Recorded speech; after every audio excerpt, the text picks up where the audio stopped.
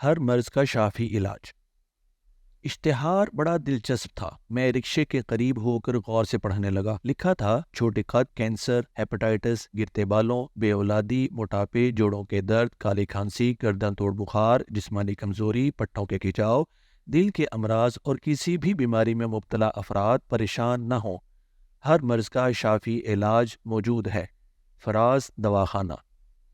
میں نے کچھ دیر غور کیا۔ مجھے لگا جیسے ساری بیماریاں مجھ میں موجود ہیں۔ اگلے ہی دن حکیم صاحب کے دواخانے میں موجود تھا۔ میرا خیال تھا حکیم صاحب بیہودہ سے لباس میں ملبوس کوئی روایتی سے حکیم ہوں گے، لیکن میری حیرت کی انتہا نہ رہی جب واقعی میرا خیال درست ثابت ہوا۔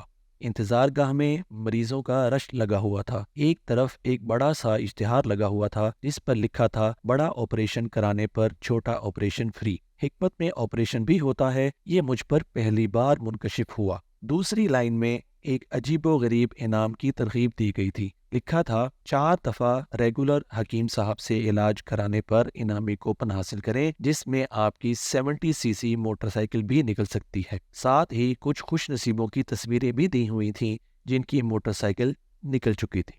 2 گھنٹے کے طویل انتظار کے بعد میری باری آ گئی۔ حکیم صاحب پر نظر پڑتے ہی میں اور حکیم دونوں اچھل پڑے۔ میں نے اپنی آنکھیں ملیں، بازو پر چٹکی کاٹی، زور زور سے سر کو جھٹکے دیے، لیکن حقیقت نہیں بدلی۔ میرے سامنے میرا دوست فراز بھٹی بیٹھا ہوا تھا، جسے ہم پیار سے فراڈ بھٹی بھی کہتے تھے۔ اس سے پہلے کہ میرے منہ سے کچھ نکلتا، اس نے ایک چھلانگ لگائی، جلدی سے دروازہ بند کیا اور میرے قریب آ کر گھگھیایا، خدا کے لیے کسی کو پتہ نہ چلے۔ میں نے غصے سے اس کی طرف دیکھا۔ اوکے، نہیں بتاتا، لیکن یہ سب کیا ہے اور تم کب سے حکیم ہو گئے؟ اس نے ایک گہری سانس لی اور اپنی کرسی پر بیٹھتے ہوئے بولا، تمہیں تو پتا ہے 6 سال پہلے مجھے معدے کی پرابلم تھی۔ اتنے حکیموں کے چکر لگائے، معدہ تو ٹھیک نہیں ہوا، البتہ مجھے حکمت آ گئی۔ اب 2 سال سے یہ دواخانہ کھولے بیٹھا ہوں۔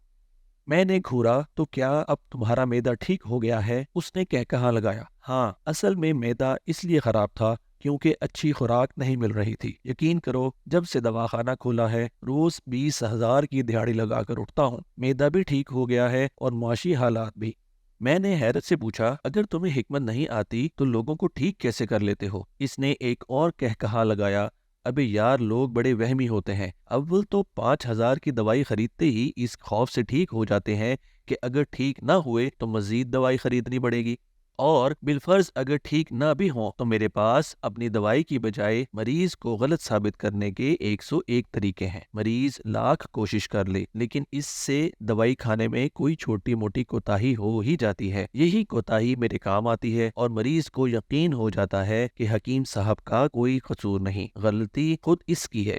فراڈ بھٹی آج ایک کامیاب حکیم ہے۔ اس کی کامیابی کی وجہ مریضوں کی صحت یابی نہیں بلکہ کیبل پر گھٹیا ترین اشتہارات کی بھرمار ہے۔ اس کے دواخانے کے اشتہارات میں ہر مشہور بندہ اس کی تعریفیں کرتا نظر آتا ہے۔ فراڈ بھٹی کی خواہش ہے کہ پاکستان کے 20 کروڑ عوام میں سے اس کا ٹارگٹ صرف 1 کروڑ عوام کو اپنے دواخانے تک لانا ہے، تاکہ اس کے بعد وہ امریکہ شفٹ ہو جائے اور وہاں کسی اچھے سے ڈاکٹر سے اپنے جوڑوں کے درد کا علاج کرائے۔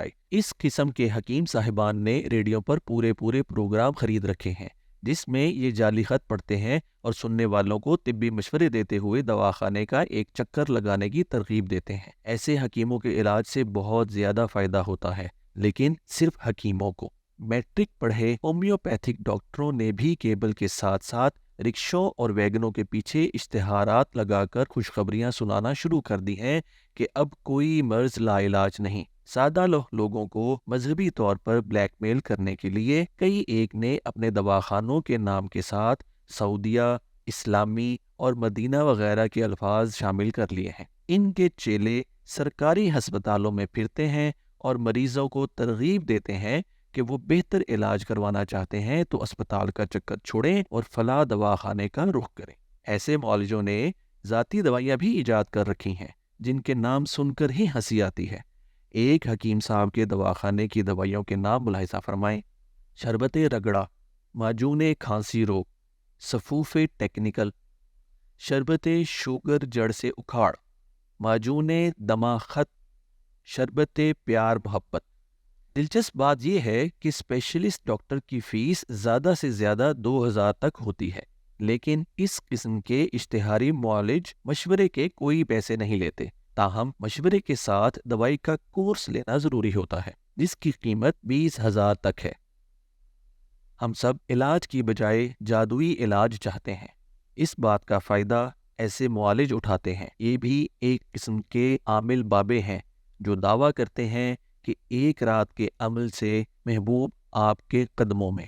اسٹیرائڈز استعمال کرانے والے یہ معالج مریض کو وقتی آرام دلا کر اپنی دھاک بٹھا دیتے ہیں اور اس کے بعد مریض ساری زندگی اپنے اندر زہر پالتا رہتا ہے۔